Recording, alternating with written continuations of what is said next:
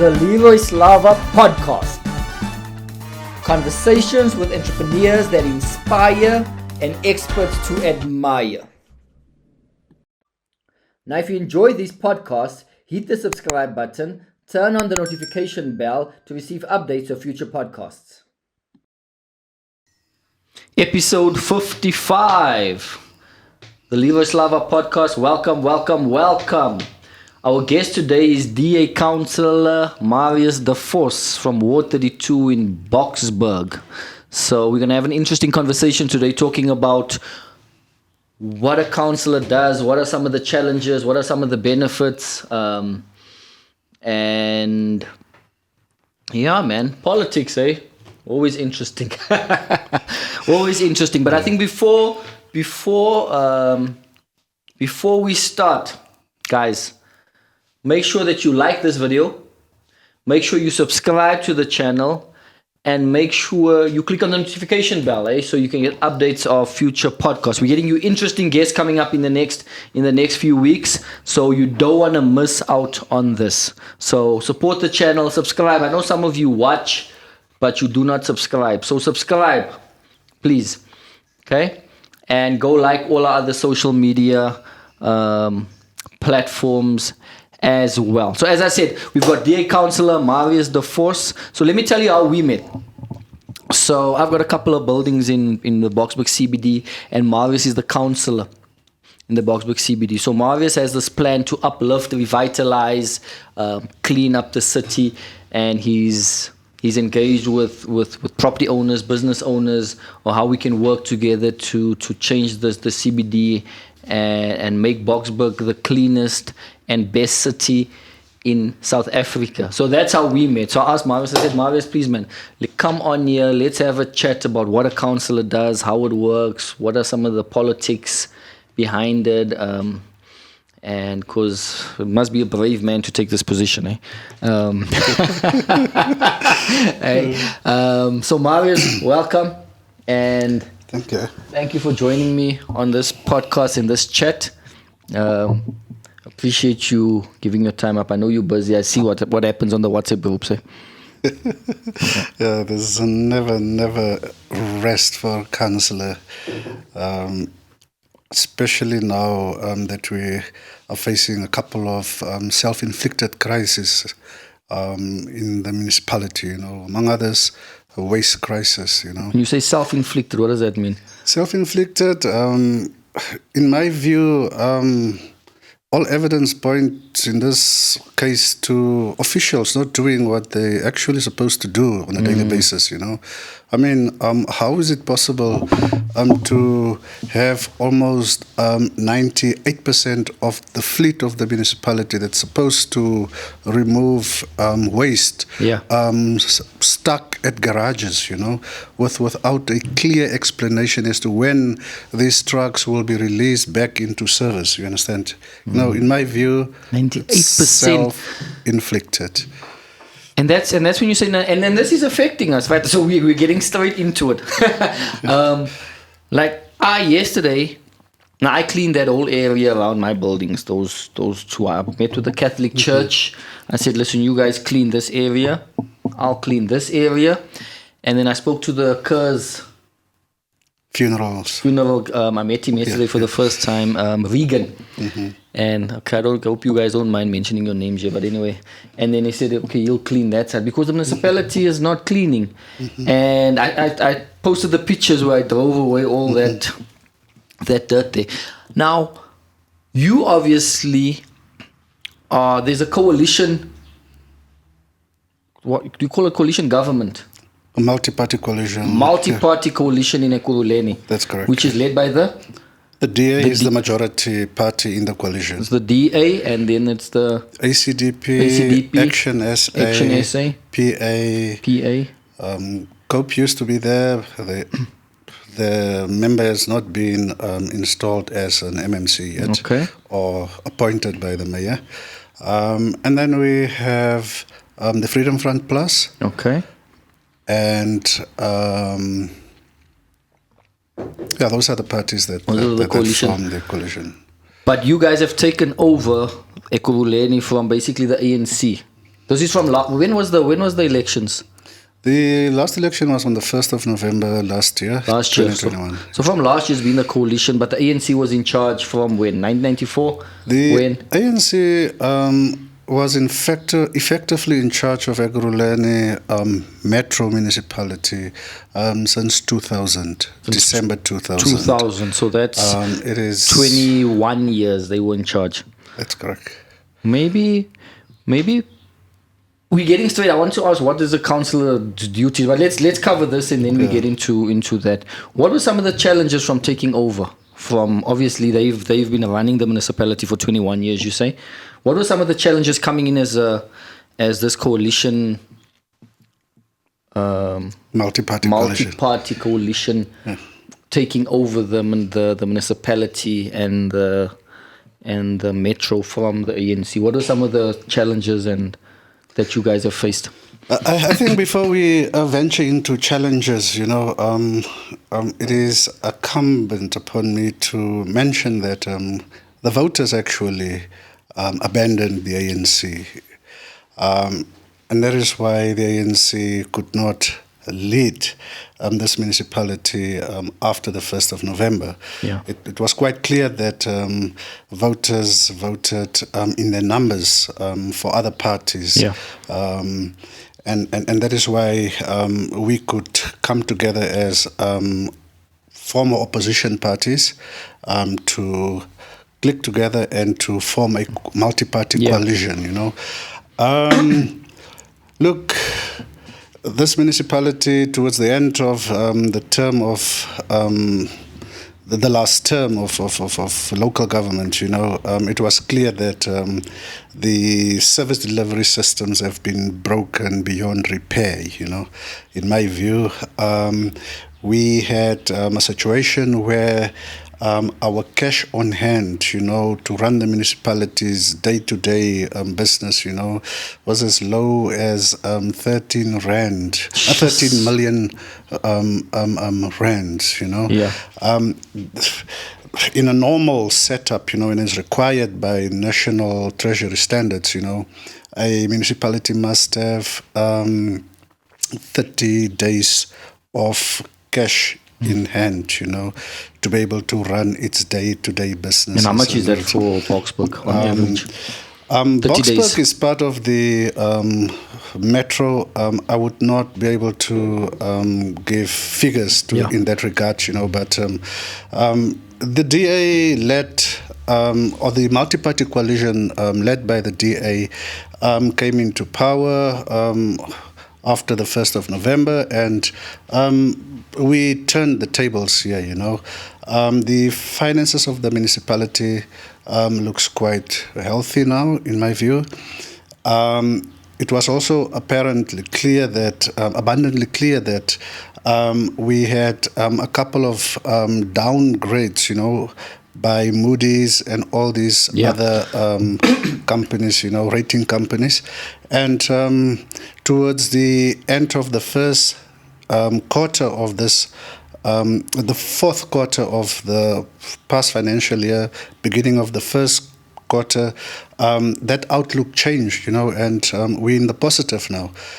We can go out to the markets again and borrow money, to be able to deliver on our capital projects and what have you. You understand? Okay. So the mayor, Tanya Campbell, had her work cut out when she got elected, and she rolled up her sleeves immediately, put systems in place, get people, surrounded her with people, that's knowledgeable about around local governance, and that definitely bear some fruit.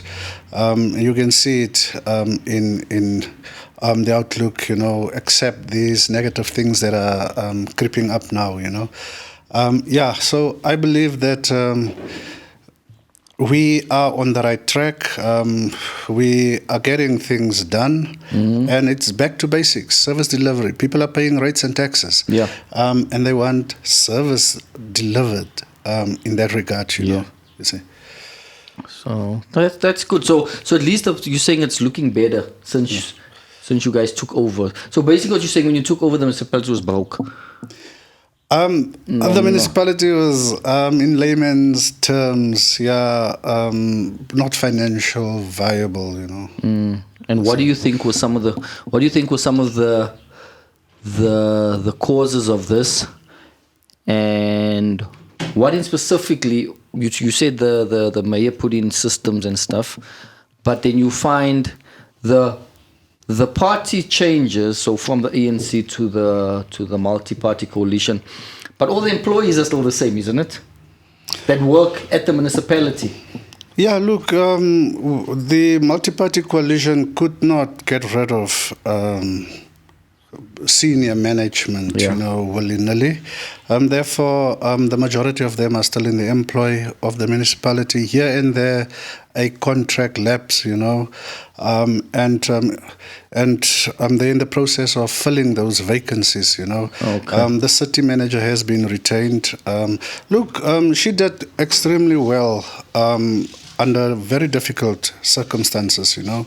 Ekurhuleni is one of the municipal metros in South Africa that got a clean audit. Under the ANC? Under the previous administration, you know, and her leadership as of the administration. Look, we all have our own reservations regarding those clean audits. The Auditor General obviously approved that, and we should live by that. In my view, she did well as a city manager, and that is why the multi-party coalition retained her as city manager. You know. Okay, but that's good. At least things are looking up, especially for us. We have a vested interest here in the city, so that's good. I think, Marius, what is a councillor's duties? Because we are this councillor and we vote, but what? Maybe tell us why you put up your hand to become a councillor, and what's a councillor's day-to-day duties? Look, I think I must just give you a little background of myself. You know. That'll. I'm a teacher by profession.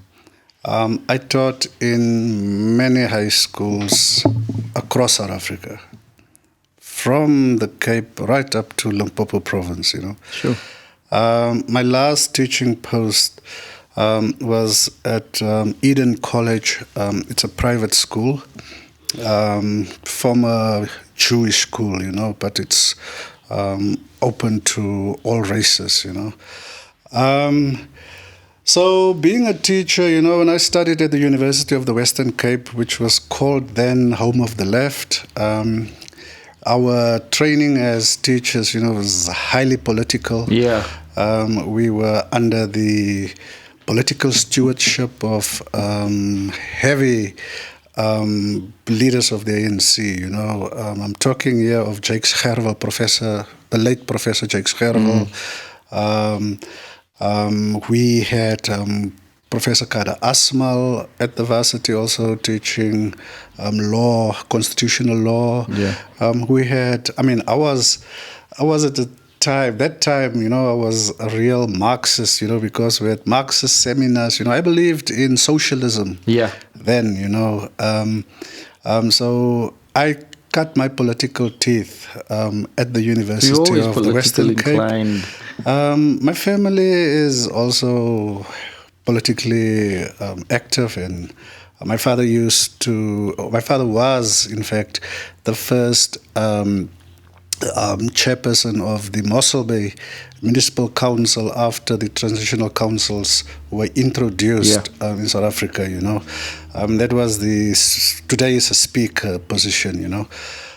So we led the transition of Mossel Bay Municipality to 2000 municipal election, you know.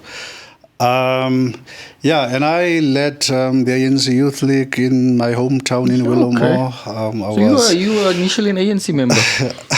I was an ANC member, you know, until 2008 when they booted Thabo Mbeki out of the ANC, you know. I had a lot of respect and still have respect for Thabo Mbeki, for his intellect, and his ability to draft policy and have it implemented. There was a time in this country, when Thabo Mbeki's cabinet under the leadership of Trevor Manuel could grow this economy. Yeah. Others, his detractors, would argue that it was a jobless growth of the economy, but the economy was growing at a very high rate then, We could rub shoulders with economies of the Northern Hemisphere and elsewhere, you understand that? Today, it's just a former shadow of what South Africa presented right at the beginning of this democracy, you see. Yeah, why I became a counsellor. But wait. Now we can't jump over that. You're an ANC member. Yeah. And then when Thabo Mbeki was kicked out by Zuma and his faction, you changed.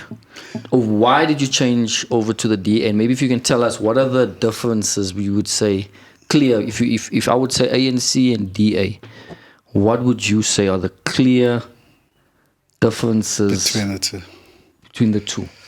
Look, I did not become a DA member immediately, Remember when Thabo Mbeki got booted out of the ANC, there was a formation called COPE. Yeah. I also got involved in COPE. I was the coordinator of COPE here in Boksburg, And COPE also fell flat in my view. You saw a couple of days ago, as Biswa Lekota was busy having a media briefing, a group of other people bash into the building or into the room, and they assaulted each other, Sure. And COPE was exactly as they presented them that day, then, so I just got myself out of that political realm, and I looked for another political home, mindful of the fact that I believe in a non-racial, non-sexist, democratic setup in South Africa, and it's then when the DA started to transform into what it actually is today, where it really changed its character of from a white predominantly party to a party that's open to all racial groups, and their policies also started to attract me, I've also then, in 2010, enrolled for a honors degree in public administration with local governance, economics and politics of local governance at the University of Stellenbosch, So I could bring the theory together with the material conditions on the ground, And that assisted me a lot to choose a political home then, So by 2013-14, I started to hook up with the DA, and it's then when I took out membership with them and became active as a DA member. The former counsellor, he's late now, Johan Hendricks. I worked with him. I started a branch here. There was no active branch of the DA. What year was this? I'm talking 2014 now. Okay. I started the first active branch of the DA here in Boksburg, in this ward. Grew a tremendous group of activists, and 2014 elections, we hit the ground running, We had activists or party agents in all 6 VDs, It never happened. What's a VD? A VD is a voting district. It's like where we sit here. There's a primary school called Parkden Primary. Yeah. Parkden Primary is the VD, voting district for people living in this area. Okay. And if you go further up, Parkrand, there's a Parkrand Primary School there, and people living close to that school go there to vote. You understand that, You see. Okay. Yeah, so we then created the DA branches around here, and I then also saw then an opportunity to raise my hand to become a counsellor because Johan Hendricks was then preparing to go on retirement, Okay. Now in the DA, you don't get elected or selected in a branch by knowing someone in the higher echelons of the party, They put adverts in all national papers, and I saw the advert in 2015. I applied. I got interviewed, gone through 2 interviews, They have the panel of people, they call it the Electoral College, consisting of MPs, MPLs, members of branches, interviewing candidates, to prepare them or to select candidates, to represent the DA in the municipality. Yeah, and since then I've been around, I got elected in 2016 on the 3rd of August and re-elected on the 1st of November last year, Okay, based nice. on what I could achieve here in this world. That's good, eh? That's good being re-elected. So which means you're making a difference. Eh? Yeah, I think the voters renewed the mandate, They could obviously see in me a figure that really drove their issues, and this is what I've done in the first term, Look, the previous councillor did not live here in the ward. He lived in Els Park, and sometimes he would miss service delivery queries and complaints. I'm around here, I'm living right here in this community. I have WhatsApp groups and I've seen hands-on, busy WhatsApp groups. and you just do what you need to do as a counsellor. You wake up in the morning. What's your duties? Waking up. Give us a day in the life of Marius. Yeah. A counsellor. What do you do? Look, that is my understanding of it. The Structures Act, Municipal Structures Act,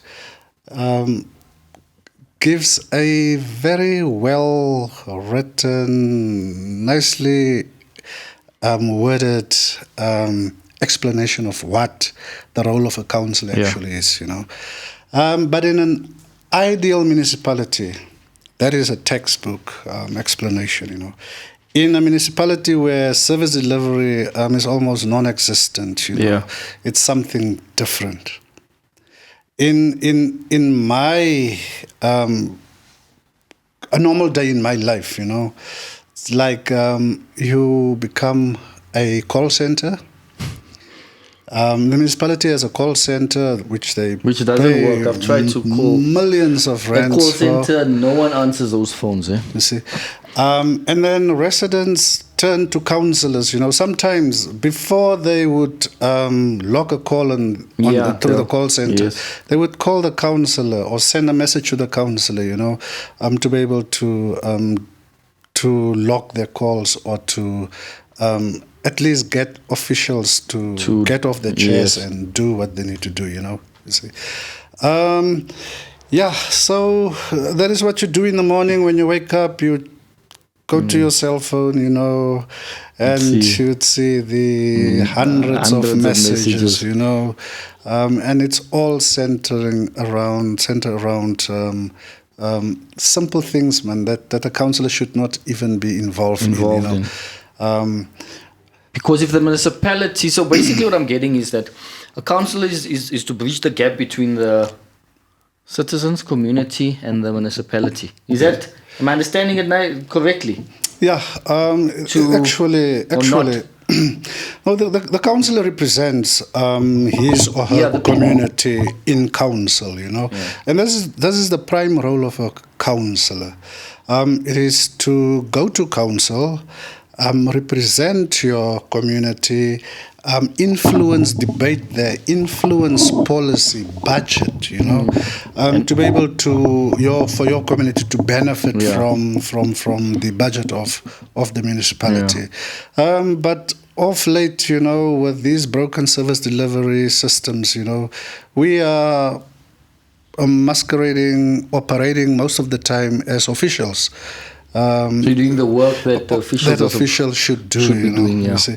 In an ideal municipality, what councillors, and you find these municipalities in South Africa. I'm talking here the municipality of the city of Cape Town, Mossel Bay, George, even here in Midval, in Gauteng, where councillors really do not get involved in service delivery complaints. It is a complaint between the customer and the service delivery department. The councillor would get involved if the service level agreement standards have not been met between the two. You understand that? But in Ekurhuleni, it is our daily task, to escalate. We are counsellors of escalating and complaints and following up. I had a complaint locked on Tuesday. The municipality only arrived there yesterday. They were still within the 48-hour required time, But the technician went, it's an electrical complaint, went out, just flipped the switch back in the box on the street and left. And hardly 20 minutes after she left, the customer called me.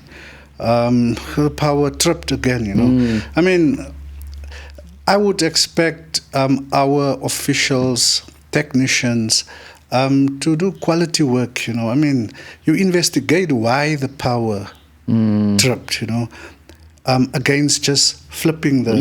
to see why it tripped, what could have... Exactly, you see, and that it doesn't happen, people just... our work ethic in this municipality needs to be checked up, It's in other municipalities, and I'm talking about municipalities where I'm always having... a break in, like I go to George Mossel Bay quite often, People are proud, workers are proud to work for those municipalities, They wear the uniforms with pride, Here it's like they're doing customer service. It's like we owe them something, eh? You go into a municipality, and you guys we could say, okay, now you guys are here in it, it's now the coalition, which maybe is also not an easy thing, that the DA and the coalition partners should change that culture and change that. And I don't know, it's probably not that easy to fire government workers, eh? It's not something that you can to change people that are incompetent, that are not doing it. Because that ideally will be to say, listen, you are in charge for the cleaning of the city. You are the head of this. Why is the city not clean? Okay, because the trucks are all in. Why are the trucks all there? Who did that? No, they're there. Maybe there's no money to service them or get them out. Okay, how much do we need to service them to get them out, to keep the city clean and to keep the workers? Okay, there is money, so now you need to get a warning or need to be fired because you're not doing your job.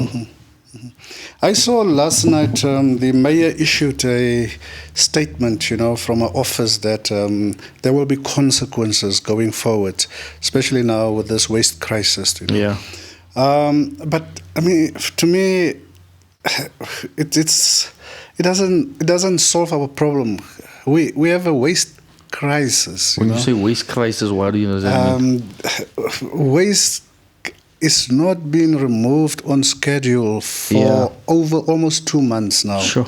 In this ward and adjacent wards, and customers are getting frustrated on a daily basis.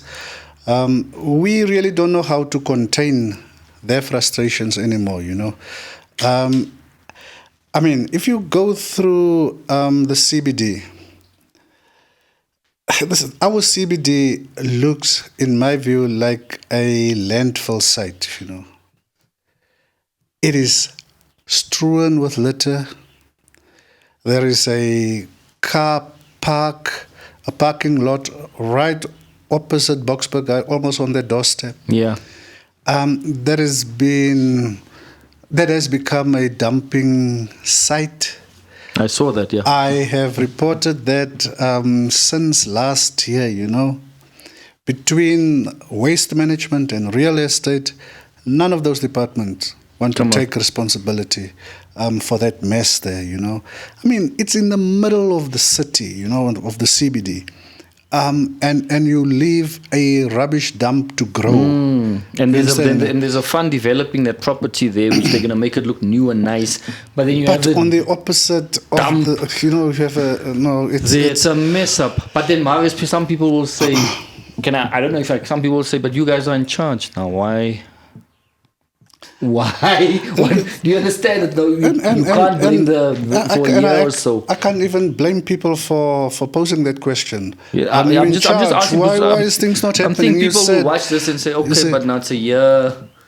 These guys are in charge. What's changed? What is improved? Why is it still there? Almost 9 months now into this term, and you still do not have proper work ethic. So it's a culture that needs to change over time. It's a culture that needs to be changed. And like you said earlier on, you can't fire people. You can't fire people. You cannot wake up today and get rid of certain individuals. It's a legal process that needs to be unfolded. And there's contractual agreements between the municipality and those workers, Some of especially our senior managers, they are on contract for 5 years. And I think this is an opportunity, golden opportunity for the multi-party coalition now, to go and relook at those contracts, and see how they can redraft the content of those contracts. With regards to performance, yes. And through that, try to then get all the rotten apples out of the system. Because so there's no consequences. There's no consequences. I mean, a person would just claim that we cannot issue or get a license of a truck issued. The municipality runs the license department. How can't you manage to get a license disc to issued at your own facility, to get your own trucks out to go and collect waste and deliver services. It's a complicated it's thing. Complicated. It's extremely. So why would you get into it? Why would you take up this? Why? Because the view. Let me say my view. Let me not say the view, but this is a general view of most people. They don't trust politicians. They say politicians are firstly in politics for themselves. Secondly, they're in it for the party. They're not actually in it for the people at all.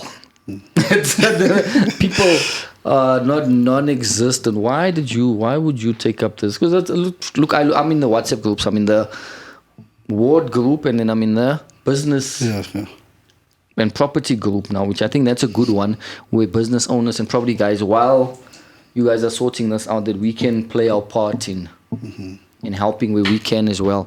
Why would you take up this job, eh? Yeah, it doesn't look like a fun job to me, eh? Yeah, and there's no easy answer to this, there's no fun being a ward councillor per se. Probably when you're a PR councillor, proportional representation. Then you might have a field day, having fun being a councillor. But a ward councillor, especially here in these wards, it's not easy. I am in this trade now, to make a difference. I believe that I have the required skill, knowledge, and background, to be able to drive this project. Look, and that's how I view it all the time. Many other SADC countries and further up north in Africa have gone to the dogs. There's almost nothing left of those countries. So people of those countries could come to South Africa for refuge sake and asylum seeking and whatever. If all systems break in this country beyond repair, where are we going to go to? Yeah, we don't have anywhere. We have only this piece of land, and we must make sure that we participate in politics out there, because it's politics that is bringing about these arrangements that we are experiencing out there, Yeah. And we must be able to change the course of politics in this country to be able to make sure that we save this country from going to the dogs. Yeah. I had a privilege of being trained by one of the best brains in politics in South Africa. It's a professor at I think it's Professor Breitenbach, Stellenbosch University. When I did this honors in public admin, he also writes textbooks. I still have the textbook, and then there's a profound statement in that textbook, where he explains the origin of politics. He says that the word politics, if you analyze the word, put it in syllable, poly means many, in Greek, I believe, and ticks refers to ticks, that would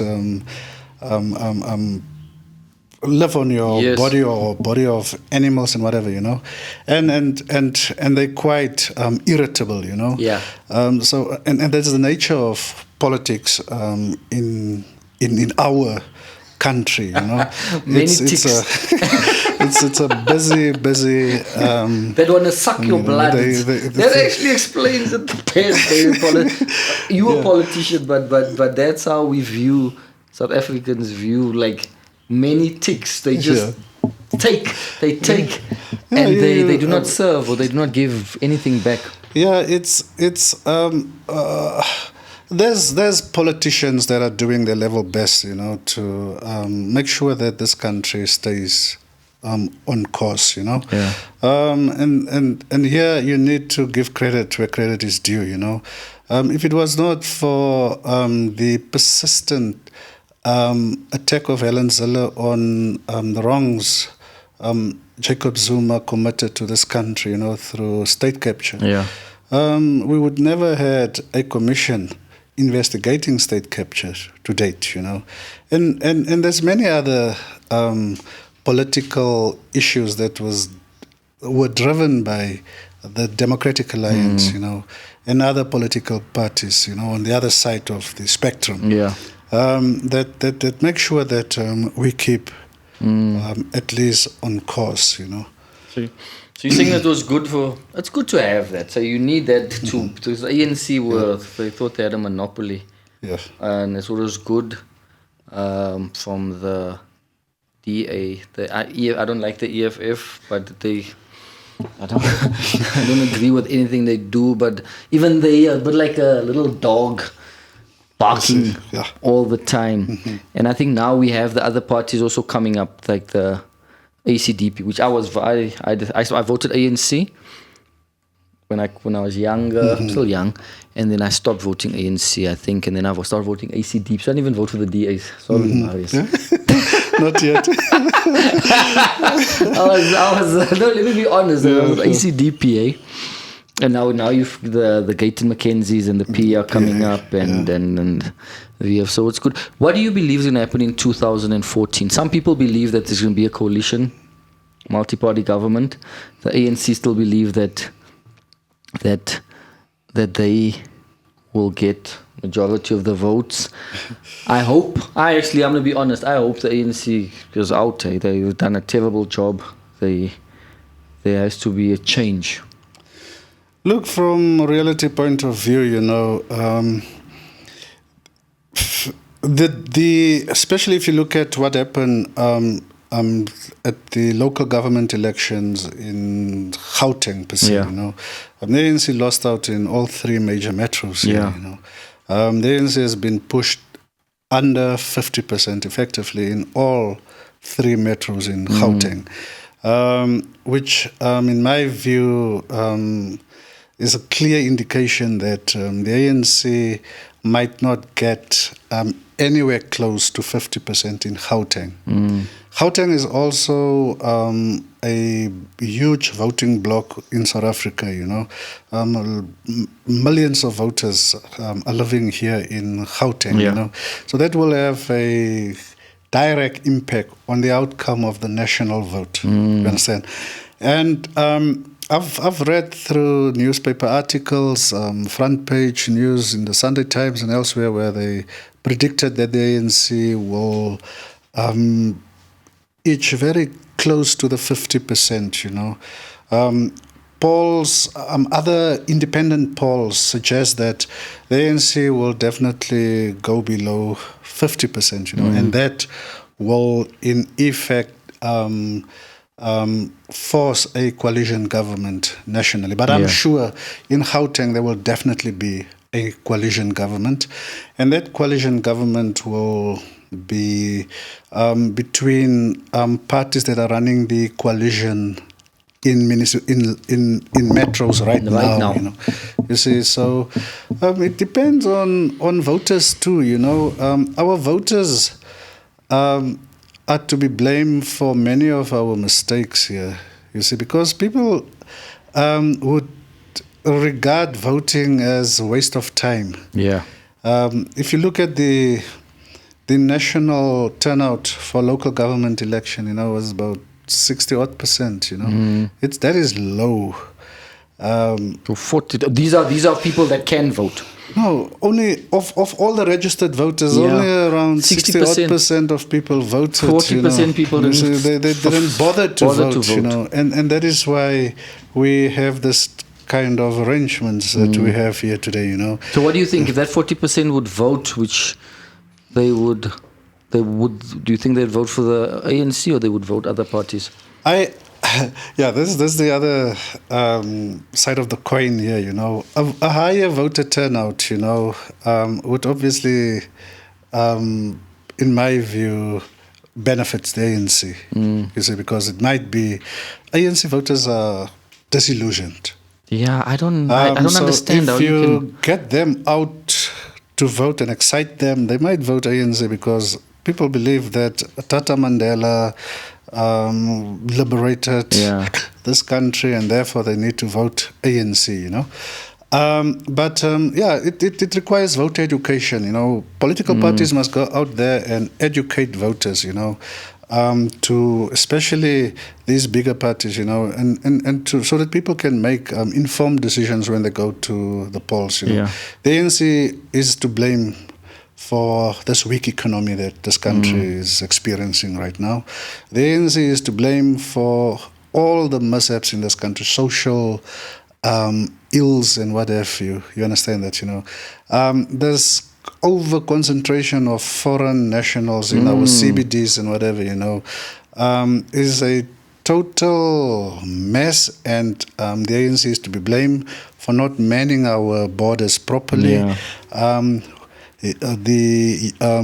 Our Home Affairs Department and Customs and all these entities, are run by the ANC, and the ANC needs to take full responsibility for this mess that we are facing today. Hospitals, I've seen scenes. I've been to Boksburg Hospital. I've spoken to the CEO and many matrons there.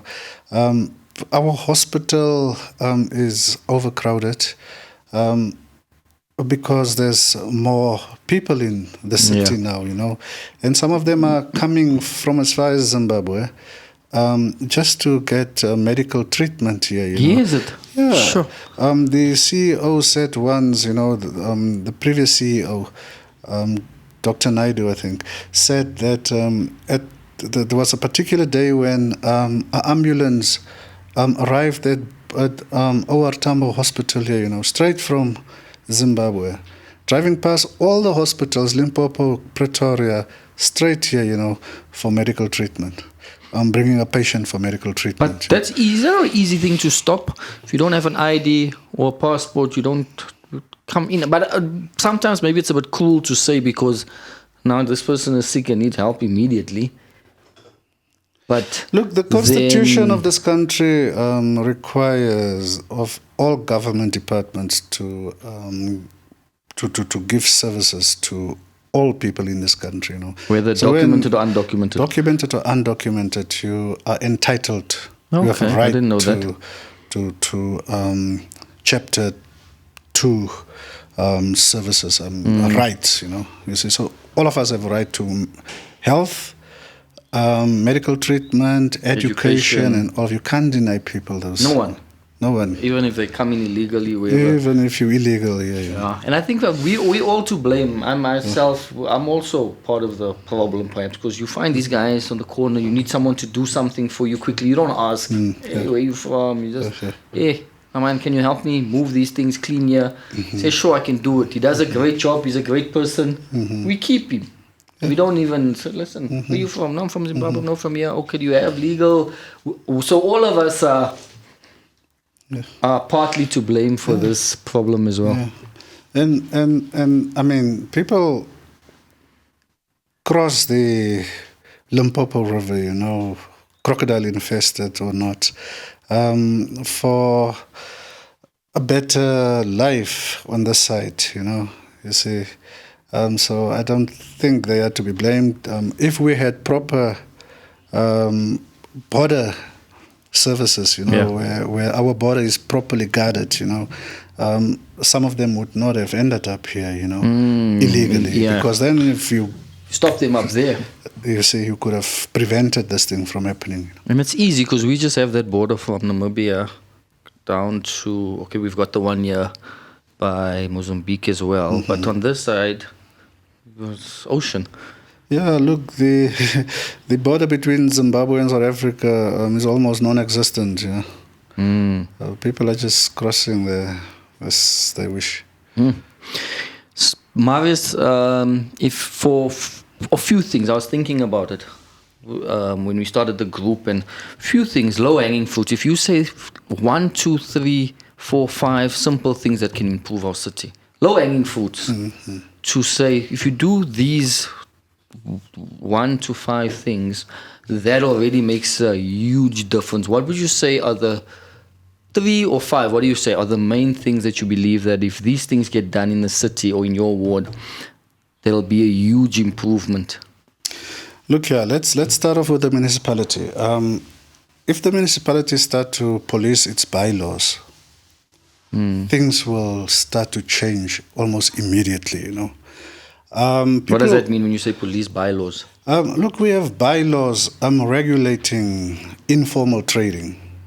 But if you go out to the CBD now, any Dick, Tom and Jabulani would bring a table, put vegetables and fruits on there or any other thing to sell, and they get away with it, without having proper permits to be able to trade at that spot, There's demarcated areas to trade in town, But people do not trade in those areas, They all over the show.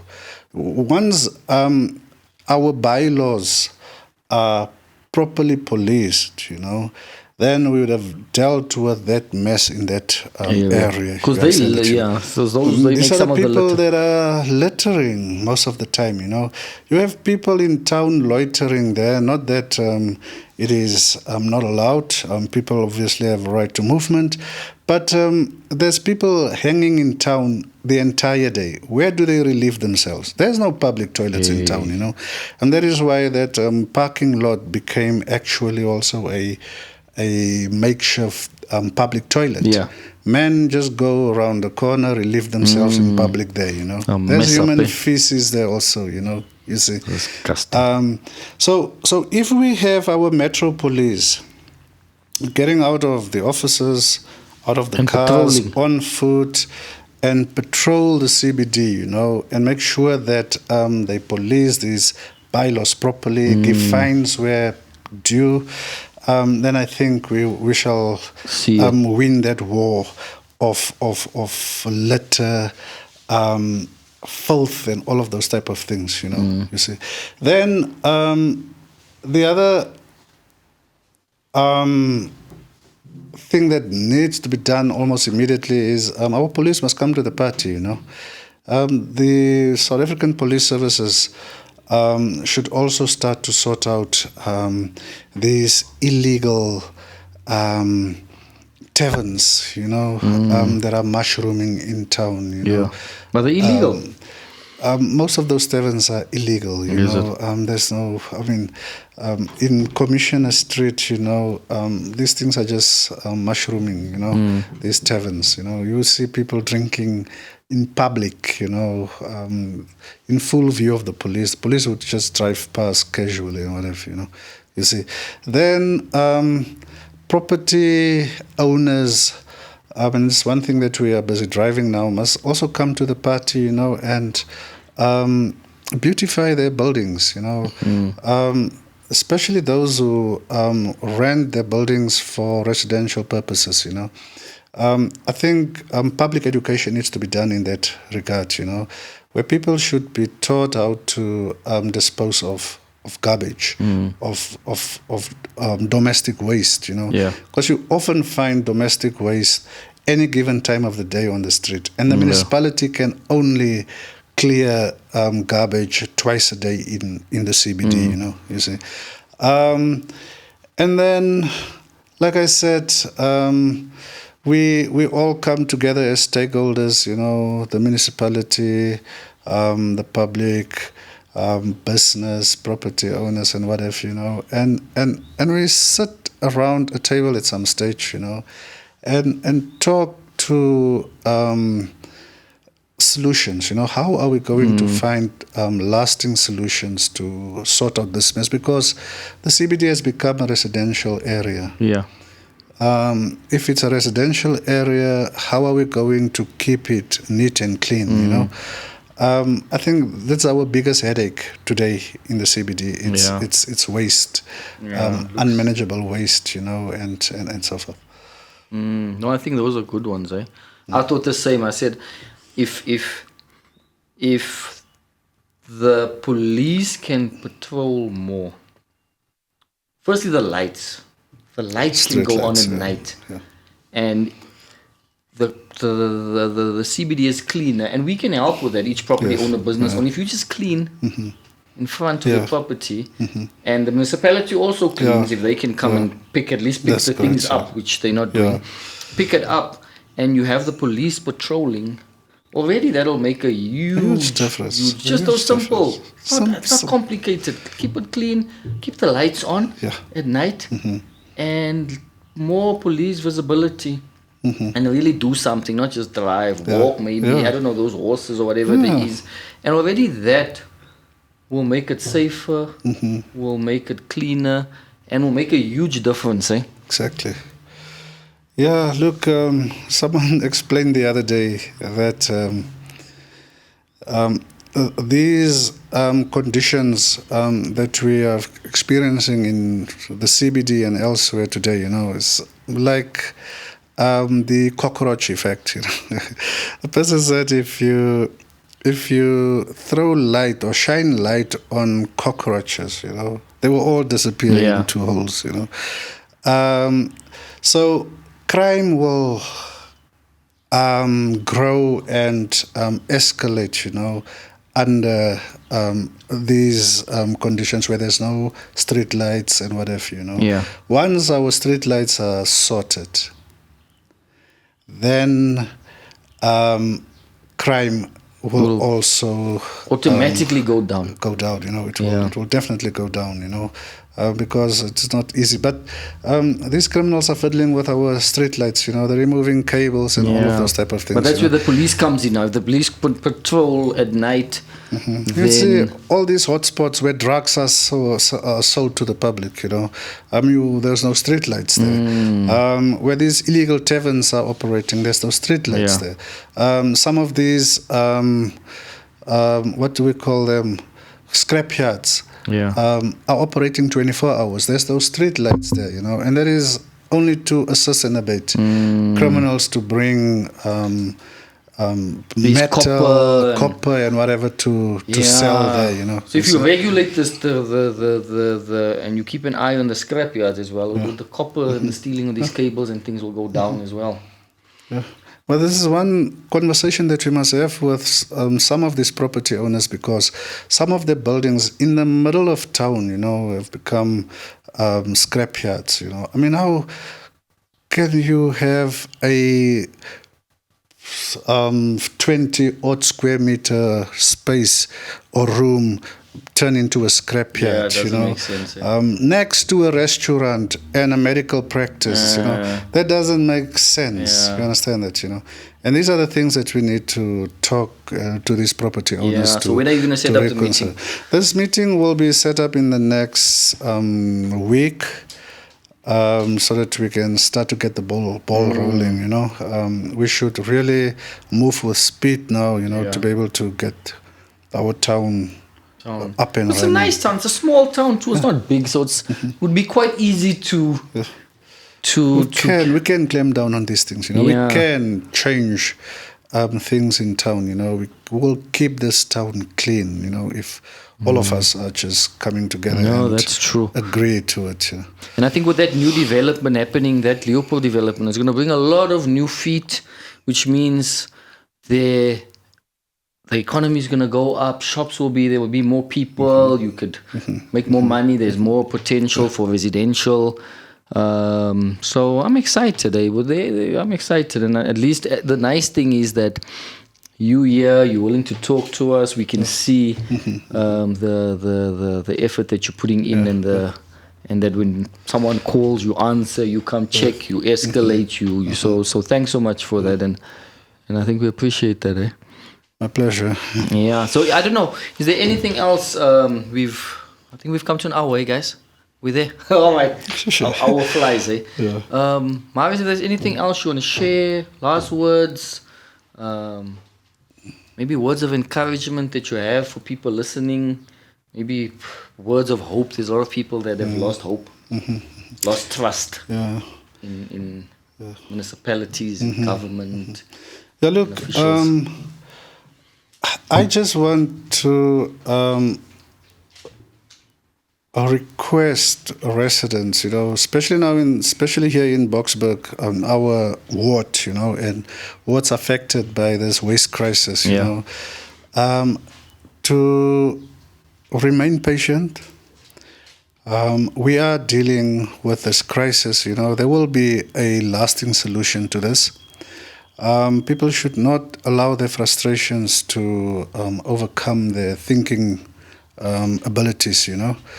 And that people should consider to go out when elections are called, you know, and go and use your power. It's only through your vote that municipalities can change hands, you know. It's proven in the last election, local government election, you know, that if we want change, we should use our vote.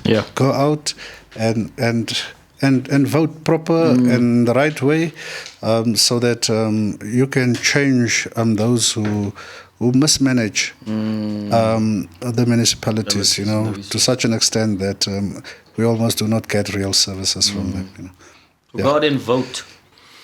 But I think you know what I saw yesterday, Marius. We're cleaning there, right? I'm taking that rubbish. A man, he's a grown man, a big man. He's 50 or maybe to his 60s. You know what he does? He sees we're cleaning. He walks, he opens his Coke, he takes his thing. And he drops it. He drops it right there. There's a bin. Just where you sitting is a bin. He drops it right. You can see people are it's cleaning. A mindset change. He drops it here. Yeah, it's not this is a 50, 60-year-old man. It's not like it's a child. En ek dan ek kyk die oog. Wie? Ek sê kan nie ons nie sien. Mense try my skoon te maak. Hy gooi die ding hier die binne daar waar jy staan. Hy loop aan. Ek sê ek kyk hier daar so ding wie dink die is 'n probleem. Die En as jy hulle aanspreek, dan sê hulle nee, ek skep werk en wat 'n werk skep jy as jy die environment, jou omgewing. die was so kwaad vir hy besmet, oor. Maar was so dink ek nog nie eens energy om claim nie om maar laat te gaan. Ja. Maar okay guys, so we got Marius De Vos, DA Ward Counsellor in Boksburg. Yeah, man, it was a good chat. Great chat, and I think we should continue to have these conversations to make people aware, know what's happening, talk about these issues, and I think that's how we can slowly change things. But thanks for everything that you're doing. Appreciate it. You taking your time out. I know you're busy. I can see you busy. And yeah, well done, and congratulations for everything that you're doing. Yeah, from my side, guys, thanks for this opportunity. I think you're doing a great job here, to reach out to so many people out there and to somehow assist to change the mindset of people there, and to educate. I think by large, you are trying to educate here. Yes, yes. You see, and thanks for your crew for their contribution, and good luck with your project. Thanks so much, Marius. Appreciate it. God bless. Sure.